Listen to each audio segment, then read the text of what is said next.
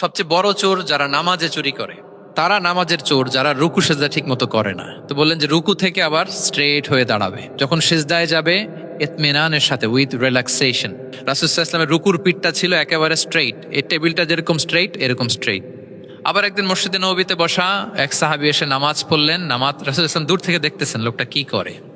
নামাজ পড়লো 2 রাকাত, পরে এসে নবীকে সালাম দিল। রাসূল সাল্লাল্লাহু আলাইহি ওয়াসাল্লাম সালামের উত্তর দিয়ে বললেন, ইরজি' ফাসাল্লি ফাইন্নাকা লাম তুসাল্লি, যাও আবার পড়ো, কারণ তুমি নামাজ পড়ো নাই, মানে নামাজটা ঠিক মতো হয় নাই। ইউ ডিডন্ট অফার ইউর সালাহ in a correct way, proper manner.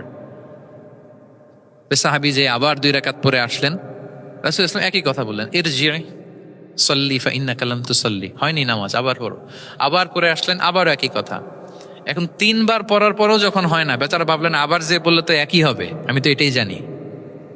তিনি বললেন, মা উহসিনু গায়রাহ, ইয়া রাসূল এর চেয়ে ভালো আমি আর পারি না, ফাআল্লিমনি ইয়া রাসূলুল্লাহ, হে নবী আমাকে একটু শিখিয়ে দেন কিভাবে পড়বো।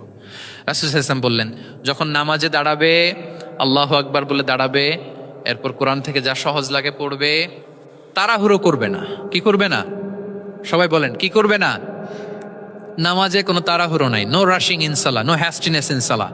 নামাজে আমরা খুব তাড়াহুড়ো করি, এটা নামাজের যে প্রাণ, সালাতের প্রাণকে, রূহকে নষ্ট করে দেয়।